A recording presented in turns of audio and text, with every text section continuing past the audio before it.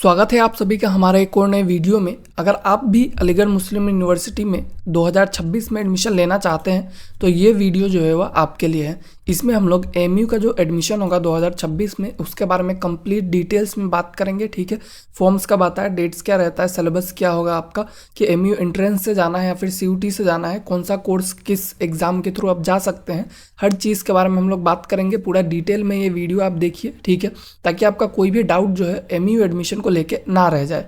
तो चलिए वीडियो में आगे बढ़ते हैं। तो सबसे पहले हम लोग देख लेते हैं कि एमयू में एंटर करने के कितने तरीके हैं। तो आपको एमयू में अगर एंटर करना है तो आपके पास 4 तरीके हैं, ठीक है, बट आप जनरली जो यूजी स्टूडेंट है उनके पास 2 ही रहता है।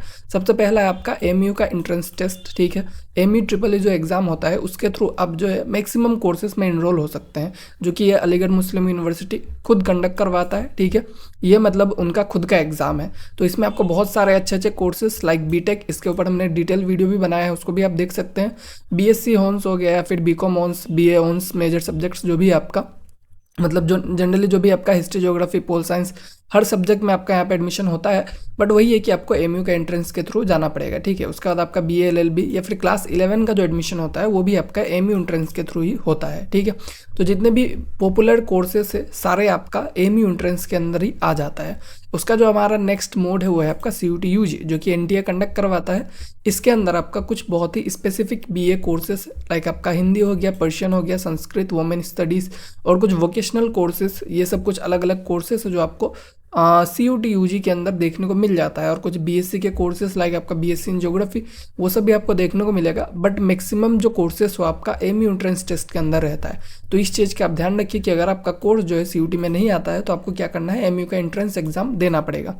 और अदर मोड्स लाइक आपका नीट के थ्रू आपका मेडिकल बीडीएस में एडमिशन होता है और कुछ डिपार्टमेंटल टेस्ट होता है जो मास्टर डिग्री और पीएचडी के लिए होता है। ठीक है, तो आपको मेनली किस पे फोकस करना है, एमयू पे, एमयू के एंट्रेंस एग्जाम पे और सीयूटी यूजी पे।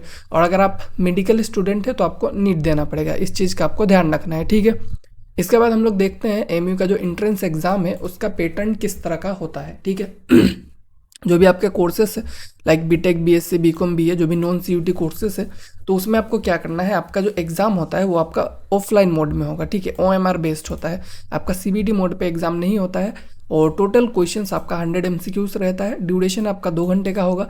और टोटल मार्क्स का बात किया जाए तो 100 मार्क्स का पूरा आपका पेपर जो है वो रहता है। ठीक है, तो ये आपका एग्जाम का पैटर्न हो गया। और मार्किंग स्कीम का बात किया जाए तो आपका जो करेक्ट आंसर है उस पर आपको +1 मार्क्स मिलेगा और रॉन्ग आंसर के लिए आपको -0.25 मार्क्स का डिडक्शन देखने को मिल जाता है।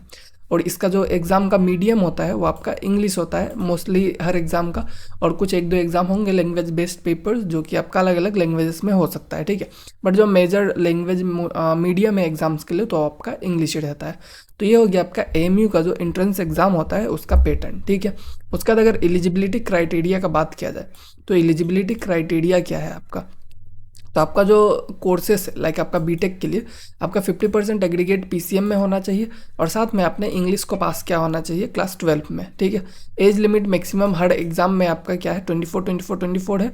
बट बीए एलएलबी में आपका मैक्सिमम एज जो है 22 ईयर से ज़्यादा नहीं होना चाहिए। ठीक है, तो जो आपका मैक्सिमम जितने भी कोर्सेस आपका बीटेक, बीए, बीएससी या फिर बीए एलएलबी, सब में आपका सेम वही है कि आपका 50% एग्रीगेट होना चाहिए, कहीं से भी आपका हो। ठीक है, मतलब जो आपका साइंस के कोर्सेस वहाँ पे आपका साइंस स्ट्रीम चाहिए। बट अगर आपका बीए, बीकॉम, बीए एलएलबी कोई अलग कोर्स है तो उसमें आपका कोई भी स्ट्रीम चल जाएगा। ठीक है, तो इस तरह से आपका जो है पूरा एलिजिबिलिटी क्राइटेरिया है, इसके थ्रू आप जा सकते हैं। और एज जो है आपका 22 ईयर या 24 ईयर कब कैलकुलेट किया जाता है, जो आपका 1 जुलाई 2026 होगा उसके हिसाब से आपका एज जो है वो कैलकुलेट किया जाता है। ठीक है, ये आपका कट ऑफ डेट होगा। इसके बाद अगर इम्पोर्टेंट डेट का बात किया जाए, ठीक है, टेंटेटिव डेट्स है, तो वो आपका मतलब इसी तरह का होता है जनरली। ठीक है, तो आपका जो एप्लीकेशन है जनरली आपका 1st वीक ऑफ जनवरी में रिलीज़ होता है। बट अभी तो 1st वीक पार हो चुका है बट अभी तक हमारा एप्लीकेशन नहीं आया है। ठीक है, तो इस तरह से अगर देखा जाए तो एप्लीकेशन जो है बहुत ही जल्दी आ सकते हैं, जनवरी में आ ही जाएंगे। और उसके बाद जो लास्ट डेट है वो आपका 31 जनवरी तक रहता है। और लेट फ़ी के साथ आप जो है 7 फरवरी तक क्या कर सकते हैं, आपका एप्लीकेशन को फिल कर सकते हैं। ठीक है, और करेक्शन विंडो जो है आपका 8 to 11 फरवरी तक आपका रहेगा। इस तरह से मतलब जो है इनका एक बेसिक टाइम है जो कि आपका 2025 में फॉलो किया गया था। इसी तरह से 2026 में भी इसी के कुछ 1-2 दिन 1-2 हफ्ते आसपास रहेगा, ठीक है। तो अभी जो है फॉर्म आने का टाइम जो है हो चुका है, इसलिए आप हमारे साथ कनेक्टेड रहिए ताकि फॉर्म आते ही सबसे पहले हम आपको इन्फॉर्म कर दें। एग्जाम फेस का बात किया जाए, एडमिट कार्ड्स आपके अप्रैल के आसपास आ जाते हैं। एग्जाम जो है आपका अप्रैल मई में हो जाएगा और रिजल्ट भी जो है आपका जून तक आ ही जाता है। तो ये आपका एक डेट शेड्यूल है कि किस तरह से आपका काम जो है होगा, किस तरह किस टाइम पे आपको क्या करना है, ठीक है। ये तो आपको पता चल गया होगा। इसके बाद अगर फ़ीस का बात किया जाए, अगर आप एमयू में पढ़ने जाएंगे तो आपको फ़ीस कितना देना है। तो जो आपका रेगुलर सीट्स होता है उसमें फ़ीस जो है बहुत ज़्यादा अफोर्डेबल है। पर ईयर आपका 8 से 12 हज़ार के आसपास कोई भी कोर्स ले लीजिए, आपका इतना ही फीस रहता है, ठीक है। बीटेक में भी आपका 18-19 हज़ार के आसपास ही रहता है। तो फीस काफ़ी अफोर्डेबल है। जो कि एडमिशन है पूरा मेरिट रैंक के बेसिस पे होता है, जो कि आपका एग्जाम में आया रहता है एंट्रेंस एग्जाम पे, तो उसके बेसिस पे आपका पूरा एडमिशन जो है वो होता है। और पेड सीट का बात किया जाए कि अगर आपने इस रेगुलर एडमिशन नहीं ले पाए, आपने पेड सीट पे एडमिशन लिया है, तो उसमें आपको क्या करना है, आपको थोड़ा ज़्यादा फीस देना पड़ता है। और वहीं पे अगर आप एक्सटर्नल कैंडिडेट है, तो मतलब आपने 11-12 एमयू से नहीं किया है, तो आपको ज़्यादा फीस देना पड़ेगा। वहीं अगर आप इंटरनल कैंडिडेट है, मतलब जाम्बिया के स्टूडेंट ही है पहले से, तो आपको थोड़ा सा कम फीस देना पड़ेगा। तो इन सब चीज़ों का आपको ध्यान रखना है, ठीक है। तो मैक्सिमम आप यही ट्राई कीजिए रेगुलर सीट्स पे आपका एडमिशन हो जाए, नहीं तो पेड सीट्स में आपका 30 से 50 हज़ार के आसपास एक्स्ट्रा पैसा आपको देना पड़ सकता है पर ईयर, ठीक है। तो इस चीज़ का आपको ध्यान रखना है। इसके बाद अगर हॉस्टल फैसिलिटीज़ का बात किया जाए कि हॉस्टल्स वगैरह आपको मिलेंगे नहीं, तो आपका हॉल ऑफ रेसिडेंस जो है हॉस्टल्स वगैरह 19 हॉस्टल्स जो है अभी तक मतलब है, ठीक है।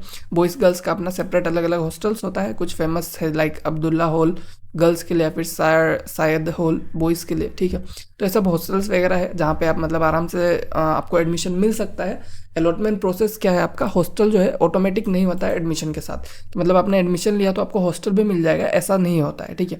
आपको क्या करना पड़ेगा, आपको सेपरेटली अप्लाई करना पड़ेगा एडमिशन के बाद। जब आपका एडमिशन हो जाएगा उसके बाद आपको हॉस्टल के लिए अप्लाई करना है और आपको हॉस्टल जो है अलॉट कर दिया जाएगा। और मेस फीस का बात किया जाए तो 1500 से 2000 के आसपास पर मंथ इनका मेस फीस रहता है, ठीक है। तो हॉस्टल आपको मिले तो आप जा सकते हैं, बहुत ज़्यादा अफोर्डेबल रेट में आपका जो कोर्स है वो कंप्लीट किया जा सकता है, ठीक है। तो वही है कि आपको अब प्रिपेयर करना स्टार्ट कर देना चाहिए। जनवरी में फॉर्म्स वगैरह आ जाएंगे, आप हमारे साथ बने रहिए ताकि आप जो है कोई भी चीज़ को मिस ना करें। और ऑफिशियल वेबसाइट जो है इसका एमयू कंट्रोलर एग्जाम्स का, उसको विजिट करते रहिए ताकि आपको जो लेटेस्ट अपडेट है एकदम करेक्ट वे में मिलता रहे, ठीक है।